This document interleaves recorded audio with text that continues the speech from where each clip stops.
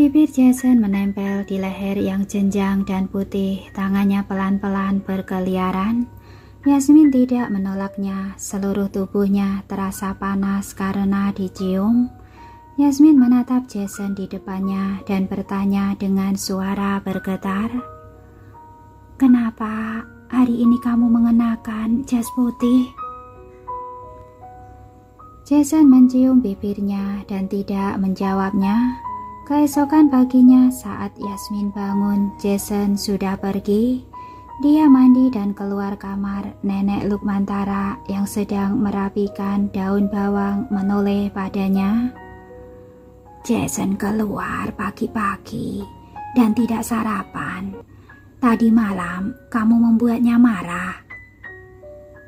"Tidak, hari ini aku akan menemui kakek neneknya.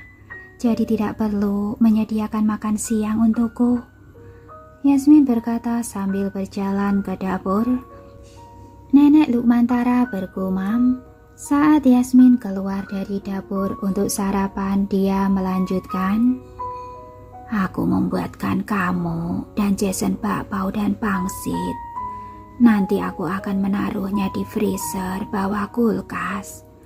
Kalau tidak ingin masak, kalian bisa mengukus bakpao atau pangsitnya." Yasmin yang baru saja duduk di meja makan menatap Nenek Lukmantara dan berkata, "Ada apa? Nenek mau pulang?" Nenek Lukmantara mengangguk. "Iya, tinggal di sini terlalu bosan.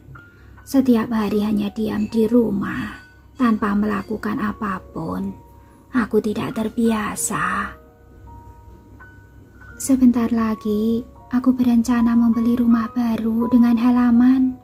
Kamu bisa menanam bunga dan sayuran di halaman itu," Yasmin berkata pada Nenek Lukmantara dengan panik. "Untuk apa beli? Aku ini berasal dari pedesaan.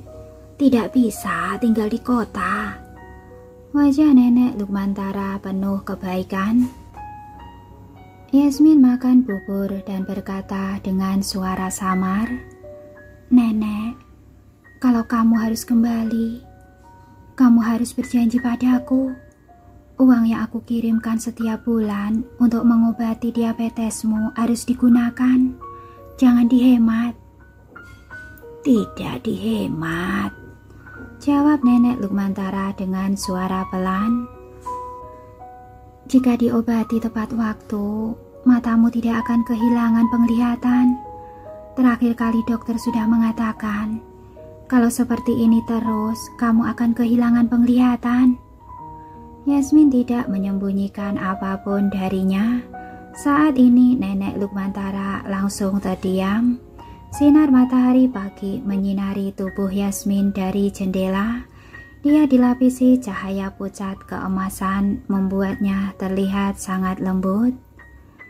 "Nenek, kalau kamu berjanji padaku, aku akan membiarkanmu kembali. Kalau suatu hari nanti kamu tidak bisa melihat, aku akan kembali ke kampung untuk menjagamu." "Omong kosong apa yang kamu bicarakan? Aku akan mengobatinya dengan baik dan tidak akan membuatmu khawatir, oke?" Suara Nenek Lukmantara terdengar tertekan. Yasmin tiba di rumah tua. Dia membawakan bakpao dan pangsit yang dibuat neneknya. Dia tahu Nenek Gunawan tidak membutuhkannya, tapi dia juga tidak bisa datang dengan tangan kosong. Saat melihatnya datang, kakek Gunawan langsung berhenti melakukan apa yang sedang dia kerjakan dan bertanya dengan ramah, "Jason tidak datang bersamamu?" Setelah kembali dari perjalanan bisnis, dia semakin sibuk. Tidak baik jika mengganggu pekerjaannya, jadi aku yang datang ke sini. Yasmin mengganti sepatunya dan berjalan masuk sambil membawa keranjang kecil yang indah. Kakek Gunawan melihat keranjang di tangannya dan berkata dengan wajah kesal, "Datang ya datang saja, untuk apa membawa barang?" Walaupun begitu dia berteriak, "Darse!" Bidarse segera berlari keluar dari dapur. Yasmin berjalan ke arah kakek Gunawan dan berkata pelan, "Ini pangsit dan bakpao buatan nenek. Ada 1 kotak teh sopora juga."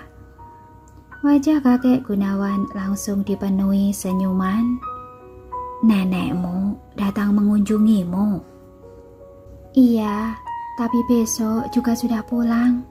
Nenek tidak bisa tinggal di kota.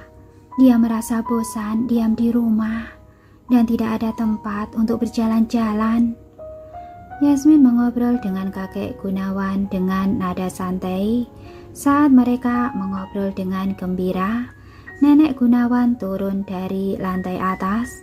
Dia masih marah karena insiden akupuntur terakhir kali. Saat melihat Yasmin, dia mendengus dan berkata dengan marah, "Mau apa kamu datang ke sini? Kalau keluarga Gunawan menyuruhmu lagi, kamu akan mengadu pada Jason lagi kan?" "Dia datang mengunjungimu, kamu masih bersikap seperti ini." Kakek Gunawan tiba-tiba memasang wajah datar. "Aku ingin dia mengunjungiku. Aku ingin cucuku yang mengunjungiku," kata nenek Gunawan dengan marah. Yasmin mengerutkan bibirnya, merasa tidak nyaman di hatinya. Melihat dia diam, kakek Gunawan memarahi nenek Gunawan. "Memangnya anak bisa lahir begitu saja saat menginginkannya? Memangnya bisa menyuruh Jason yang melahirkannya? Kalau Jason memiliki kemampuan ini, memangnya keluarga Gunawan akan menyukainya? Aku berniat baik mencari dokter untuknya. Dia tidak bisa melahirkan, ya sudah. Masih mengadu pada Jason kalau aku mencari dokter untuk mencelakainya. Kalau tidak bisa, suruh Joanna datang. Tidak bisa melahirkan, untuk apa menempel pada keluarga kita?" Nenek Gunawan menjadi semakin marah ketika memikirkan tentang apa yang terjadi terakhir kali. Dia mulai berbicara tanpa pandang bulu. Kakek Gunawan memukul meja kopi. "Sudah selesai bicara. Joanna itu terus menempel pada Jason tanpa status. Orang macam apa itu? Aku rasa hatimu ini sudah dibutakan. Perkataan seperti apapun bisa keluar dari mulutmu." "Kakek, nenek, aku datang bukan untuk membuat kalian bertengkar karena aku hanya akan mengambil sesuatu lalu pergi." Yasmin berdiri dan segera berkata dia akan naik ke atas. Kakek dan nenek awalnya sangat harmonis. Semenjak dia menikah dengan Jason, 2 tahun belakangan ini mereka menjadi sering bertengkar karena masalah anak. Dia baru mengambil 2 langkah ketika nenek Gunawan memegang dadanya dan berteriak, "Bidarse, panggil Jason ke sini. Dadaku sakit." "Panggil dokter keluarga." Kakek Gunawan segera menahan amarah dan bergegas menopang nenek Gunawan. Nenek Gunawan masih marah. Dia mendorong kakek Gunawan. "Kamu selalu saja bela dia. Selama ada dia, tidak ada kedamaian di rumah ini. Ambil barangmu dan pergilah." Wajah kakek Gunawan penuh dengan rasa jengkel. Hati Yasmin terasa sangat tidak nyaman. Dia berbalik dan naik ke atas. Yasmin datang ke studio dari rumah lama dan menyerahkan sertifikat rumah pada Luna. Kemudian dia mulai sibuk dengan urusannya sendiri. Sutradara Chandra sedang melakukan syuting drama sejarah yang sangat canggih, jadi dia perlu mencari informasi. Yasmin tidak memiliki informasi yang bisa dipakai. Jadi dia hanya bisa pergi ke perguruan tinggi terkait untuk bertanya kepada profesor sejarah. Setelah lama berkonsultasi dengan profesor tua itu, Yasmin juga memperoleh banyak informasi, tapi itu masih belum cukup. Profesor tua itu menyuruhnya pergi ke perpustakaan untuk mencari beberapa buku lagi dan belajar perlahan. Saat Yasmin keluar dari kampus, dia menerima telepon dari Jason. Begitu dia menekan tombol jawab, dia mendengar nada marah Jason. "Demi menggadaikan rumah yang aku belikan untukmu, kamu pergi ke rumah tua untuk membuat nenek marah sampai jatuh sakit. Sekarang kamu tidak peduli tentang apapun selain pekerjaanmu." Yasmin langsung bertanya, "Bagaimana kondisi nenek?" "Apa kamu peduli dengan kondisi nenek? Kamu hanya peduli dengan studiomu. Walaupun jantung nenek dalam kondisi yang buruk, kamu langsung pergi ke bank untuk menggadaikan rumah yang aku belikan untukmu." Selesai bicara, Jason menutup telepon. Yasmin menatap ponsel, dia tidak bereaksi untuk waktu yang lama. Rumah Jason berada di tengah gunung. Tahun lalu sangat populer, tapi tahun ini sepi. Jaraknya jauh ke kota dan pengembangan area hiburan telah terhenti selama setahun karena kecelakaan di tengah pembangunannya. Jason tidak tahu rumah ini tidak dapat dihuni lagi. Dia memberikan rumah ini ke bank sebagai hipotek sementara karena dia mempertimbangkan membeli rumah baru supaya saat nenek datang bisa tinggal dengan nyaman. Yasmin tidak mau menjelaskan. Dia kembali ke rumah dengan membawa informasi tersebut. Melihat neneknya sedang memasang meja setrika di ruang tamu, dia terus sibuk ke sana kemari, hatinya terasa hangat. "Hari ini kamu pulang awal sekali. Lapar tidak? Kalau lapar, aku akan membuatkan semangkok pangsit."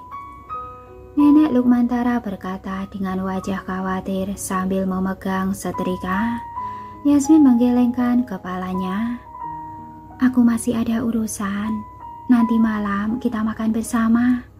Pakaian ini tidak perlu disetrika. Nenek, kamu harus istirahat." "Kamu tidak pernah ada di rumah. Pakaianmu akan menjadi lembab saat digantung. Harus terkena sinar matahari baru bagus, dan kulitmu tidak akan bermasalah." Nenek Lukmantara tersenyum penuh kebahagiaan. "Aku mengeluarkan selimut untuk dijemur. Lain kali, kalau mau ganti selimut, kamu bisa langsung menggantinya. Nenek akan pulang. Kamu harus menjaga diri dengan baik. Sesibuk apapun, harus ingat makan." Nenek Lukmantara terus bicara. Kesedihan yang dirasakan Yasmin karena Nenek Gunawan dan Jason langsung hilang berkat Nenek Lukmantara. Dia kembali ke kamar dan menutup pintu, menjadi semakin yakin dia telah melakukan hal yang benar. Hanya nenek yang benar-benar mencintainya dan hanya nenek yang peduli dengan hal-hal kecil dalam hidupnya. Meskipun nenek mendesaknya untuk menikah, tapi tetap berbeda dengan nenek Jason. Dia merasa sangat teraniaya dan disembuhkan oleh nenek. Kalau nenek Gunawan dan Jason tidak bisa menjadi keluarganya secara emosional, kenapa dia harus terus menyenangkan mereka? Dia harus bekerja keras untuk neneknya, menyembuhkan penyakit nenek, membeli rumah yang bagus. Jadi saat neneknya perlu dijaga, dia bisa membawanya ke sini supaya mudah dijaga. Saat hari mulai gelap, Yasmin menerima telepon lagi dari Kevin. "Ada apa?" Yasmin bertanya pada Kevin dengan tenang sambil menulis catatan. Kevin bertanya dengan lembut, "Kakak ipar, apa kamu bertengkar dengan Kak Jason? Nenek Gunawan masuk rumah sakit. Mengapa kamu tidak datang untuk merawatnya?" "Bagaimana kondisinya?" Yasmin bertanya tanpa sadar. "Sepertinya tidak ada masalah. Kak Jason memintaku datang untuk mengunjunginya. Joanna juga datang. Dia sedang mengobrol dengan gembira bersama Nyonya Gunawan. Kamu dalam bahaya. Kevin berkata dengan cemas. Oh, apa ada hal lain? Yasmin bertanya padanya. Kevin ragu-ragu sejenak lalu bertanya padanya dengan nada serius. Nenek Gunawan mengatakan, dia berbaik hati mencarikan dokter untukmu. Tapi kamu mengadu pada Kak Jason. Kenapa kamu tidak menjelaskannya? Orang-orang hanya ingin mempercayai apa yang mereka yakini. Apa kamu mengerti? Yasmin berkata dengan tenang dan membalik halaman informasi. Kakak ipar, kembalilah bekerja. Kevin sekira memahami kesulitannya. Tidak lama setelah menutup telepon, Jason kembali. Nenek Lukmantara sudah melihat pintu beberapa kali saat melihatnya pulang. Dia berkata dengan gembira, "Sudah pulang, cucilah tanganmu lalu makan." "Nenek, aku tidak makan. Aku sudah makan. Aku hanya akan bicara sebentar dengan Yasmin lalu pergi lagi," kata Jason kepada Nenek Lukmantara dengan sopan. Wajah Nenek Lukmantara menunjukkan kekecewaan tapi dia tetap tersenyum. Kalian anak muda sangat sibuk. Baik-baik. Dia merasa di balik penampilan lembut Jason ada rasa asing dan rasa tidak peduli padanya. Jason memasuki kamar tidur, menutup pintu dan menatap Yasmin dengan mata yang sangat dingin. Yasmin membalikkan kursinya dan menatapnya. "Aku sudah bertanya, jantung nenekmu baik-baik saja. Jadi katakan saja apa yang ingin kamu katakan. Aku akan mendengarkan." "Kali ini tidak apa-apa. Bagaimana dengan lain kali?" Jason bertanya padanya sambil menahan amarahnya. Mata Yasmin sangat dingin. Dia berkata dengan datar, "Jason, tidak akan ada lain kali." "Kamu sama sekali bukan pergi mengunjungi mereka, tapi untuk mengambil sertifikat rumah kan?" Jason menahan amarahnya dan bertanya, "Terserah kamu mau berpikir apa." Setelah Yasmin selesai bicara, dia membalikkan kembali kursinya dan melanjutkan membaca. Jason menghampirinya dan menutup bukunya.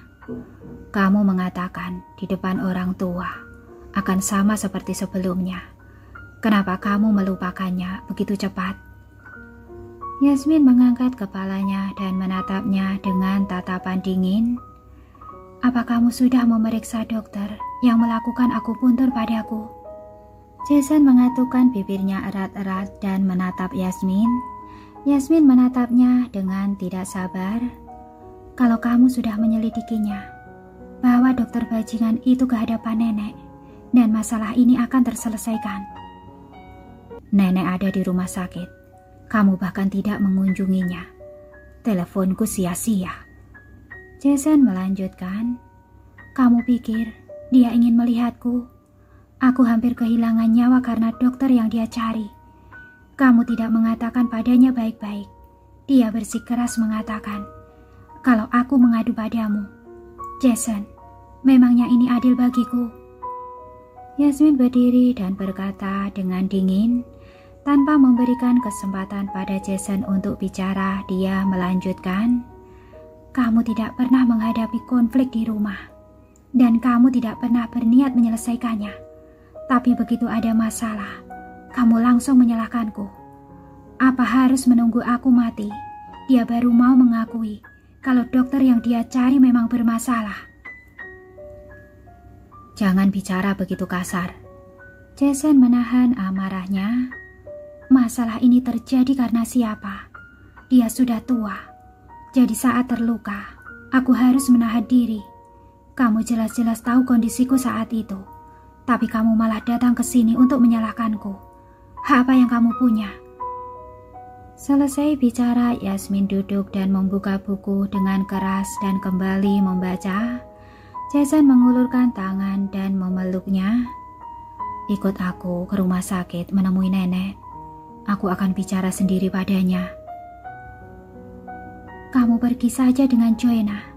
jangan menunda aku menjadi kaya. Yasmin menepis tangannya sama sekali tidak menghargainya. Yasmin, kamu keluar. Jangan paksa aku bertengkar denganmu. Nenekku akan pergi. Aku tidak ingin dia pergi. Kebetulan aku teraniaya. Jadi dia bisa tinggal dan menjagaku. Aku beritahu kamu, nenekmu tidak pernah menganggapku keluarga. Yang menyayangiku hanya nenekku. Yasmin berkata dengan mata merah. Kalau begitu, aku akan mengunjungi nenekku bersama nenekmu. Jason berbalik pergi. Kamu ini sudah gila ya? Yasmin tiba-tiba berdiri, kursinya menggelinding ke jendela dan berputar. Jason menatapnya dengan tenang. Kamu mau pergi atau tidak? Yasmin menggigit bibirnya, membanting pena ke atas meja, berbalik dan pergi ke lemari untuk mengambil pakaian. Keduanya keluar dari kamar. Nenek Lukmantara memperhatikan mereka dengan cermat.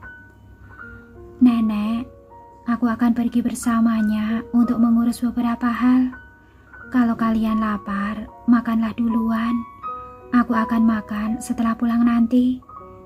Yasmin memberitahu Nenek Lukmantara. Nenek Lukmantara mengangguk dan berkata pelan, Kamu harus bersikap lebih baik.